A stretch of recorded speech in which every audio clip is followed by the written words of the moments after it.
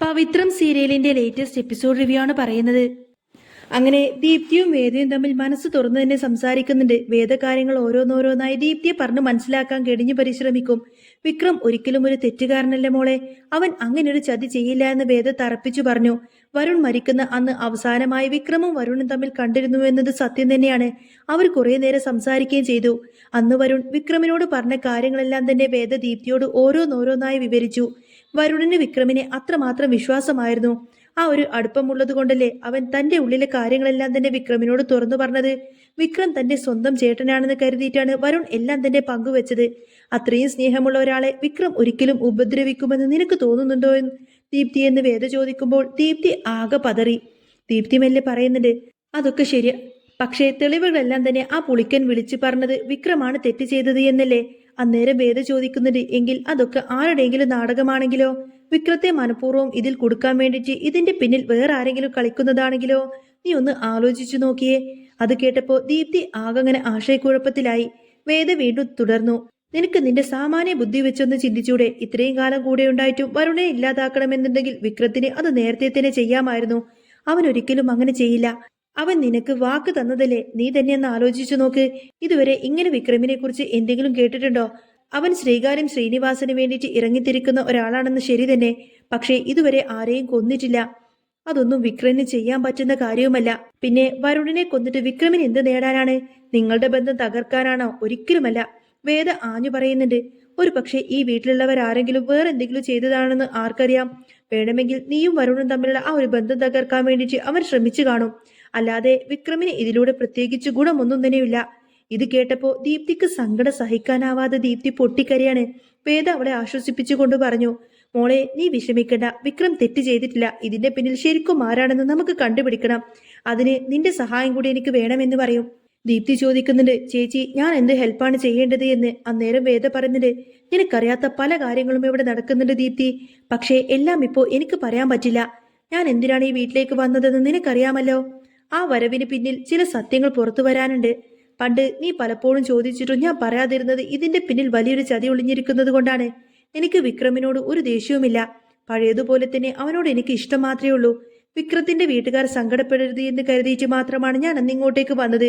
കാരണം എനിക്ക് വിക്രമിനെ അത്രമാത്രം ഇഷ്ടമാണ്. അവനൊരു ക്രൂരനൊന്നുമല്ല. അവന്റെ മനസ്സ് എനിക്ക് നന്നായിട്ടറിയാം. അതുകൊണ്ടാണ് അവൻ രക്ഷപ്പെടണമെന്ന് ഞാൻ ചിന്തിച്ചത്. നിരപരാധിയായിട്ടുള്ള അവൻ രക്ഷപ്പെടണമെങ്കിൽ നീ എന്റെ കൂടെ നിൽക്കണം. ദീപ്തി എന്ത് ചെയ്യണമെന്നറിയാതെ നിൽക്കാണ്. ഇപ്പോ വിക്രം ഒരു രഹസ്യ സങ്കേതത്തിലുണ്ട്. പക്ഷേ വാസവന്റെ ആൾക്കാർ അവനെ തീർക്കാൻ പുറകെ തന്നെയുണ്ട്. പോലീസിന്റെ കയ്യിൽ കിട്ടിയാലും അവർ അവനെ വെറുതെ വിടുന്നില്ല. അതുകൊണ്ട് വിക്രമിനെ എങ്ങനെയെങ്കിലും രക്ഷിക്കണം. ദീപ്തി ചോദിക്കുന്നത്, ചേച്ചിയുടെ ഉദ്ദേശം എന്താണെന്ന്. വേദ മറുപടി നൽകി, വിക്രമിനെ ഇങ്ങോട്ട് തന്നെ കൊണ്ടുവരണം, അതാണിപ്പോ എന്റെ പ്ലാന്. ഇത് കേട്ട് ദീപ്തി ഒന്ന് അമ്പരന്നു. ചേച്ചി ചേച്ചി എന്താ ഈ പറയുന്നത്? അതേ ദീപ്തി, വിക്രം ഇവിടെയായിരിക്കും ഏറ്റവും സേഫ്. പുറത്തെവിടെയാണെങ്കിലും പോലീസും വാസവനും അവനെ കണ്ടുപിടിക്കും. ഇവിടെയാണെങ്കിൽ ആരുടെയും സംശയം അങ്ങോട്ടേക്ക് വരില്ല. വരുണിനെ കൊന്ന യഥാർത്ഥ കുറ്റവാളിയെ നിനക്ക് കണ്ടുപിടിക്കേണ്ടേ? അവനെ നിയമത്തിന് മുന്നിൽ നിനക്ക് കൊണ്ടുവരേണ്ടേ? വേദയുടെ ചോദ്യം കേട്ട് ദീപ്തി ഉറപ്പിച്ചു പറഞ്ഞു, വേണം ചേച്ചി, എനിക്കത് വേണം. എങ്കിൽ നീ എന്റെ കൂടെ തന്നെ നിൽക്കണം. യഥാർത്ഥ പ്രതിയെ നമുക്ക് പുറത്തു കൊണ്ടുവരണമെന്ന് പറയാണ് വേദ. അല്ലാതെ തെറ്റൊന്നും ചെയ്യാത്ത വിക്രമിന്റെ തലയിൽ ഈ ഒരു കുറ്റം കെട്ടിവെച്ചിട്ട് പലരും രക്ഷപ്പെടാൻ നോക്കുകയാണ്. ഒടുവിൽ ദീപ്തിയും അതിന് സമ്മതിച്ചു. ചേച്ചിക്ക് എന്ത് സഹായം വേണമെങ്കിലും ഞാൻ ചെയ്തു തരാം. എന്റെ വരുണിനെ ഇല്ലാതാക്കിയവരെ എനിക്ക് വെറുതെ വിടാനൊന്നും പറ്റില്ല എന്ന് പറയാണ്. വേദ പറയുന്നുണ്ട്, ശരി, ഇന്ന് രാത്രി കൂടെ കഴിഞ്ഞു കഴിഞ്ഞാൽ നമ്മൾ വിക്രമിനെ ഇങ്ങോട്ടേക്ക് കൊണ്ടുവരും. ദീപ്തിയും അതിന് സമ്മതം മൂളിയിട്ട് അവിടെ നിന്നും പോയി. ഇതേ സമയം മാഷും കമലയും കൂടി ഇരുന്ന് സംസാരിക്കാണ്. മാഷു ഭയങ്കര ടെൻഷനിലായിരിക്കും. വിക്രം എവിടെയാണെന്ന് ഒരു എത്തും പിടിയും കിട്ടുന്നില്ല. കമലമ്മ വന്ന് ചോദിക്കുന്നുണ്ട്, മാഷെ വിക്രമിനെ കുറിച്ച് എന്തെങ്കിലും വിവരമുണ്ടോ? ഇല്ല എന്ന് മാഷ് നിസ്സഹായമായി പറഞ്ഞു. ആ സമയത്താണ് വിശ്വം അങ്ങോട്ടേക്ക് വരുന്നത്. ശ്രീനിവാസനെ കണ്ട് വിവരങ്ങളൊക്കെ തിരക്കാൻ പോയതായിരുന്നു വിക്രം. ശ്രീജയും മറ്റുള്ളവരും ഓടി വന്ന് ചോദിക്കുന്നുണ്ട്, എന്തായി വിശ്വേട്ട കാര്യങ്ങളൊക്കെ? വിക്രമിനെ കുറിച്ച് എന്തെങ്കിലും അറിഞ്ഞോ? ശ്രീനിവാസൻ സാർ എന്ത് പറഞ്ഞു? വിശ്വം പറയുന്നുണ്ട്, ശ്രീനി സാറിനും ഇതിനെ കുറിച്ചിട്ട് വലിയ അറിവൊന്നുമില്ല. വിക്രം എവിടെയാണെന്ന് അദ്ദേഹത്തിന് അറിയില്ല. അവൻ വാസവന്റെ പിടിയിലാണോ എന്ന് പോലും പലരും സംശയിക്കുന്നുണ്ട്. ഇത് കേട്ടപ്പോ കമലമ്മ ആകെ പേടിച്ചുപോയി. അയ്യോ, എന്റെ മോനെ ഇനി അവരെന്തെങ്കിലും ചെയ്യോ? വിശ്വം പറയുന്നുണ്ട്, ഒന്നും പറയാൻ പറ്റില്ല അമ്മേ. വാസവന്റെ സ്വഭാവം വെച്ച് എന്തു പ്രതീക്ഷിക്കാം. രാജേട്ടനും ജോസഫൊക്കെ അവനെ തെരഞ്ഞു പോകുന്നുണ്ട്. അത് കേട്ടപ്പോ കമലമ്മ ആകെ തകർന്നുപോയി. അപ്പോഴാണ് SI സാബുവും സംഘവും വീട് പരിശോധിക്കാൻ അങ്ങോട്ടേക്ക് വരുന്നത്. വന്ന പാടെ തന്നെ SI സാബു വിക്രത്തിനെ കുറിച്ച് ചോദിച്ച് ബഹളം വെച്ചു. മാഷിന്റെ ഷർട്ടിന്റെ കോളറിനങ്ങ് കുത്തിരി പിടിച്ചു. തള്ളിക്കൊണ്ട് തന്നെ അയാൾ ആക്രോശിച്ചു. അവൻ എവിടെ പോയി ഒളിച്ചാലും എന്റെ കയ്യിൽ കിട്ടും. അവൻ എന്റെ കൈ കിട്ടിയ പിന്നെ അവനൊരിക്കലും പുറം ലോകം കാണില്ല. ഞാൻ അവനെ തീർക്കുമെന്നൊക്കെ പറയും. ഇത് കേട്ടതോടുകൂടി തന്നെ കമലമ്മയുടെ ഉള്ളാകെ വിറച്ചു.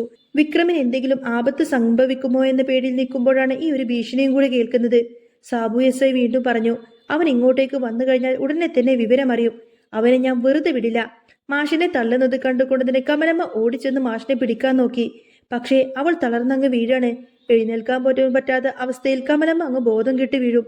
മാഷ് അവളെ താങ്ങി പിടിച്ച് വിളിച്ചുവെങ്കിലും അവൾ കണ്ണു തുറക്കുന്നില്ല. അങ്ങനെ കമലമ്മയുടെ ബോധം നഷ്ടപ്പെട്ടപ്പോൾ എല്ലാവരും കൂടിച്ച് കമലമ്മയെ നേരെ ഹോസ്പിറ്റലിലേക്ക് കൊണ്ടുപോയി. ടെൻഷൻ താങ്ങാതെ BP കുറഞ്ഞതുകൊണ്ട് പറ്റിയതായിരിക്കും കമലമ്മക്ക് പെട്ടെന്ന് ഇങ്ങനെയൊക്കെ സംഭവിച്ചത്. ഇതൊന്നും അറിയാതെ വേദ വിക്രമിനെ വിളിക്കാൻ ശ്രമിക്കുന്നുണ്ട്.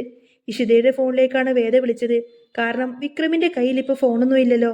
വിക്രമിന് എങ്ങനെയുണ്ട് എന്ന് വേദ ചോദിച്ചു. അന്നേരം കുഴപ്പമൊന്നുമില്ല, വേദന കുറവുണ്ട്, ഞാൻ ഇടയ്ക്കിടയ്ക്ക് ഡ്രിപ്പ് ഇടുന്നുണ്ട് എന്ന് പറയാണ് ഇഷിത. ഫോണ് വിക്രമിന് കൊടുക്കാമോ എന്ന് വേദ ചോദിച്ചതനുസരിച്ച് അവൾ വിക്രമിന് ഫോണ് നൽകി. പറയൂ വേദ, എന്തൊക്കെയുണ്ട് വിശേഷം എന്ന് വിക്രം ചോദിക്കുന്ന സമയത്തിന് വേദ പറയുന്നുണ്ട്, ഇവിടെ നല്ല വിശേഷം. വിക്രമിനെ തിരഞ്ഞ് നാട് മുഴുവൻ പോലീസും വാസവന്റെ ഗുണ്ടകളെല്ലാം തന്നെ തിരഞ്ഞു നിൽക്കാണ്. ഞാൻ നിന്നെ ഒളിപ്പിച്ചിരിക്കുകയാണെന്ന് അറിഞ്ഞു കഴിഞ്ഞാൽ എന്റെ കാര്യം തീർന്നു. വിക്രം പറയുന്നത്, അതെനിക്കറിയാം, ഇപ്പൊ ആർക്കും ഒരു സംശയമൊന്നുമില്ലല്ലോ.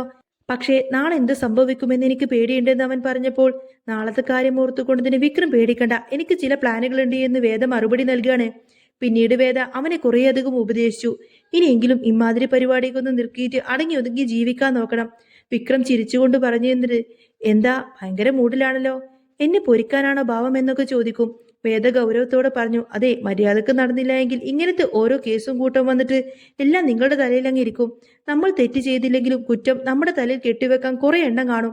ഇതെല്ലാം കേട്ടിരിക്കുകയായിരുന്നു വിക്രം. എന്നിട്ട് എന്ന് ചോദിക്കുന്നുണ്ടായിരുന്നു. നീ എന്താ എന്നെ ഒന്ന് പറയുമ്പോഴേക്കും എന്നിട്ട് ഇങ്ങനെ ചോദിച്ച് ദേഷ്യപ്പെടുത്തുന്നത്? വിക്രം പറയുന്നുണ്ട്, ഈ എന്നിട്ട് എന്ന വാക്ക് കൂടുതൽ ഉപയോഗിക്കുന്നത് ആരാണെന്നറിയാമോ? അത് പ്രണയിക്കുന്നവരാണ്. ഒരു ഫോൺ വിളിക്കുമ്പോൾ സംസാരിക്കാൻ വേണ്ടിയിട്ട് അവരിങ്ങനെ ചോദിച്ചുകൊണ്ടേയിരിക്കും. അത് ഇഷ്ടമുള്ളവർ തമ്മിലുള്ള കാര്യമാണ്. ഇത് കേട്ട് വേദം ഒന്നും മിണ്ടില്ല. തങ്ങൾക്കിടയിലുള്ള ആ ഒരു പ്രണയം അവർ പറയാതെ പറയുകയായിരുന്നു. അങ്ങനെ അവർ കുറെ നേരം ആ ഒരു ഫോൺ സംഭാഷണം അങ്ങനെ തുടർന്നു. ഇതേ സമയം വാസവനെ കാണാൻ വേണ്ടിയിട്ട് ശ്രീകാന്ത് ചെല്ലുന്നുണ്ട്. വാസവൻ പറയുന്നുണ്ട്, അവൻ എവിടെ പോയി ഒളിച്ചാലും അധിക കാലമൊന്നും രക്ഷപ്പെടില്ല. അവന്റെ ദേഹത്ത് ബുള്ളറ്റ് കയറിയിട്ടുണ്ടെങ്കിൽ അവൻ ഏതെങ്കിലും ഹോസ്പിറ്റലിലേക്ക് പോവേണ്ടി വരും. അല്ലാതെ അത് എടുക്കാനൊന്നും പറ്റില്ലല്ലോ. ശ്രീകാന്ത് സംശയം പ്രകടിപ്പിച്ചു. അവന്റെ ദേഹത്ത് കൊണ്ടിട്ടിരുന്നത് ഉറപ്പാണോ? കൊണ്ടിട്ടുണ്ടെങ്കിൽ അവൻ രക്ഷപ്പെട്ടു കാണില്ലേ?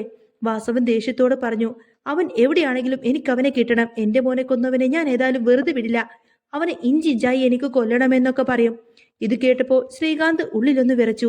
ഇതിന്റെ പിന്നിൽ താനാണെന്നെങ്ങാനും വാസവൻ അറിഞ്ഞു കഴിഞ്ഞാൽ തന്നെയും ഇതുപോലെ ചെയ്യുമെന്ന് ശ്രീകാന്തിന് പേടിയായിരുന്നു. എത്രയും പെട്ടെന്ന് തന്നെ അവനെ കണ്ടെത്തണം ശ്രീകാന്ത് എന്ന് വാസവൻ പറഞ്ഞപ്പോൾ, ഞാൻ നോക്കാം സാറേ, അധികം വൈകാതെ തന്നെ ഞാൻ കണ്ടെത്തിക്കോളാമെന്ന് പറഞ്ഞ് ശ്രീകാന്ത് പെട്ടെന്ന് തന്നെ അവിടെ നിന്നും തടി തപ്പി. ഈ സമയം ശ്രീനിവാസന് പുളിക്കനെ കുറിച്ചുള്ള ചില സൂചനകളൊക്കെ ലഭിക്കാണ്. പുളിക്കൻ കസ്റ്റഡിയിൽ എത്തിക്കഴിഞ്ഞാൽ ഇതിന്റെ പിന്നിലെ രഹസ്യം പുറത്തു വരുമെന്ന് അദ്ദേഹത്തിന് ഉറപ്പായിരുന്നു. ശ്രീനിവാസൻ സാറിന് കിട്ടിയ ആ ഒരു രഹസ്യ വിവരം കൃത്യമായിരുന്നു. നഗരത്തിന്റെ മധ്യത്തിൽ ഒരു പഴയ തടിമില്ലിൽ ഒളിവിൽ കഴിയുകയായിരുന്നു പുളിക്കൻ. പോലീസിനെ വെട്ടിച്ച് അവിടെ നിന്നും കടക്കാൻ അവൻ ശ്രമിച്ചുവെങ്കിലും ശ്രീനിവാസൻ വരച്ച വരയിൽ അവൻ കൃത്യമായി തന്നെ വീണു. ലോക്കപ്പിലെ ആദ്യ കുറച്ച് മണിക്കൂറുകൾക്കുള്ളിൽ പുളിക്കൻ മൗനം പാലിച്ചുവെങ്കിലും ശ്രീനിവാസൻ സാറിന്റെ രീതിയിലുള്ള ചോദ്യം ചെയ്യൽ തുടങ്ങിയതോടുകൂടെ തന്നെ അവൻ ആകെ തകർന്നുപോയി. സർ, ഞാൻ എല്ലാം പറയാം, എന്നെ കൊല്ലരുത്. ഇതെല്ലാം ചെയ്യിപ്പിച്ചത് ശ്രീകാന്താണ്. വിക്രത്തെ ഇതിൽ കുടുക്കിയതും വരുണിനെ ഇല്ലാതാക്കാൻ പദ്ധതിയിട്ടതെല്ലാം തന്നെ ശ്രീകാന്താണ്. പുളിക്കന്റെ ഈ ഒരു കുറ്റസമ്മതം ശരിക്കും അപ്രതീക്ഷിതമായിരുന്നു. ഇതേസമയം ഹോസ്പിറ്റലിൽ ബോധം വീണ കമല ഇപ്പോഴും വിക്രയത്തെ ഓർത്തുകൊണ്ട് തന്നെ കരയുകയാണ്. പക്ഷേ അവിടേക്കെത്തിയ വേദിയുടെ മുഖത്ത് ഒരു പ്രത്യേക തിളക്കമുണ്ടായിരുന്നു. അവൾ ദീപ്തിയുടെ കയ്യും പിടിച്ചുകൊണ്ട് തന്നെ കമലയുടെ അടുത്തേക്ക് ചെന്നു. അമ്മേ, അമ്മ വിഷമിക്കേണ്ട, സത്യം ഏതായാലും പുറത്തു വന്നു കഴിഞ്ഞു. വിക്രത്തെയല്ല, യഥാർത്ഥ കുറ്റവാളിയെ തന്നെ പോലീസ് തിരിച്ചറിഞ്ഞു കഴിഞ്ഞു എന്ന് പറയും. വേദയുടെ വാക്ക് കേട്ടതോടുകൂടി തന്നെ ആ ഒരു മുറിയിലുണ്ടായിരുന്ന എല്ലാവരും ആകെ സ്തംഭിച്ചു പോയി. വേദ പ്ലാൻ ചെയ്തതുപോലെ തന്നെ വിക്രമിനെ അന്ന് രാത്രി അതീവ രഹസ്യമായി തന്നെ അവൾ വീട്ടിലെത്തിച്ചു. മുറിവേറ്റിയ വിക്രത്തെ കണ്ട് കമലമ്മ വിങ്ങിപ്പൊട്ടി.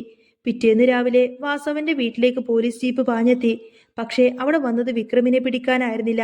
വാസവന്റെ കൂടെ ഇരുന്ന് അടുത്ത ഗൂഢാലോചന നടത്തുന്ന ശ്രീകാന്തിനെയായിരുന്നു അവരുടെ ലക്ഷ്യം വെച്ചത്. ശ്രീകാന്ത്, വരുൺ കൊലക്കേസിലും വിക്രമിനെ വധിക്കാൻ ശ്രമിച്ചതിലും നിങ്ങളെ ഞങ്ങൾ അറസ്റ്റ് ചെയ്യുന്നു. ശ്രീനിവാസൻ സാറിന്റെ വാക്ക് കേട്ട് വാസവനൊന്ന് അമ്പരന്നു. സർ, നിങ്ങൾക്കിത് എന്തു പറ്റി? നിങ്ങൾ എന്തൊക്കെയാണ് ഈ പറയുന്നത്? വിക്രമാണ് പ്രതിയെന്ന് ഇവൻ പറഞ്ഞതല്ലേ എന്ന് വാസവൻ ചോദിച്ചപ്പോൾ പുളിക്കനെ പോലീസ് മുന്നിലേക്കന്ന് ഹാജരാക്കി. തന്റെ വിശ്വസ്തനായ സഹായി തന്നെ ഒറ്റിക്കൊടുക്കുമെന്ന് മനസ്സിലാക്കിയ ശ്രീകാന്ത് ആകെ വിളറി വെളുത്തു. തന്റെ മകനെ കൊന്നവന്റെ കൂടെയാണ് ഇത്രയും കാലം താൻ നടന്നതെന്ന് തിരിച്ചറിഞ്ഞ വാസവൻ ഒരു ഹിംസമൃഗത്തെ പോലെ തന്നെ ശ്രീകാന്തിന്റെ നേർക്കങ്ങ് പാഞ്ഞെടുത്തു. പക്ഷേ പോലീസ് അയാളെ തടഞ്ഞു. നിയമത്തിന്റെ കയ്യിൽ ശ്രീകാന്ത് ഒതുങ്ങിയതോടുകൂടി തന്നെ ആ കുടുംബത്തിൽ സമാധാനം തിരിച്ചെത്തി. വിക്രമിന്റെ മുറിവുകൾ വേദയുടെ പരിചരണത്തിൽ വേഗത്തിൽ തന്നെ ഭേദമായിരുന്നു. ദീപ്തി തന്റെ തെറ്റായ സംശയങ്ങളിൽ വിക്രത്തോടും വേദയോടും മാപ്പ് ചോദിച്ചു. അങ്ങനെ ഒരു വൈകുന്നേരം വീടിന്റെ ഉമ്മറത്ത് എല്ലാവരും ഇരിക്കുമ്പോൾ വിക്രം വേദയെ നോക്കി പതുക്കെ ചോദിച്ചു, അന്ന് ഫോണിൽ പറഞ്ഞതെല്ലാം ഓർമ്മയുണ്ടോ? ഇഷ്ടമുള്ളവർ തമ്മിൽ സംസാരിക്കുമ്പോൾ എന്നിട്ട് എന്ന് ചോദിക്കുമെന്ന്. വേദ ചിരിച്ചുകൊണ്ട് അവനെ നോക്കിയിട്ട് എന്നിട്ട് എന്ന് ചോദിക്കും. അങ്ങനെ അവർ രണ്ടുപേരുടെയും കണ്ണുകളിൽ ഒരു നിമിഷം പുതിയൊരു ജീവിതത്തിന്റെ പ്രതീക്ഷകൾ വിരിഞ്ഞു. കമലമ്മയും മാഷും സന്തോഷത്തോടു കൂടി തന്നെ അവരെ തന്നെ നോക്കി നിന്നു. നീതി ജയിച്ചു. സ്നേഹം ഒരിക്കൽ കൂടി ആ വീടിനെ അങ്ങ് ധന്യമാക്കുന്ന ഒരു അടിപൊളി സൂപ്പർ രംഗങ്ങൾ കേട്ടോ ഇനി വരാൻ പോകുന്നത്. അപ്പോൾ നിങ്ങൾക്ക് ഈ ഒരു ചാനൽ ഇഷ്ടമാവുകയാണെങ്കിൽ സബ്സ്ക്രൈബ് ചെയ്യാനും സപ്പോർട്ട് ചെയ്യാനും മറക്കല്ലേ. നെക്സ്റ്റ് വീഡിയോ ഉടനെ വരാം. ബൈ.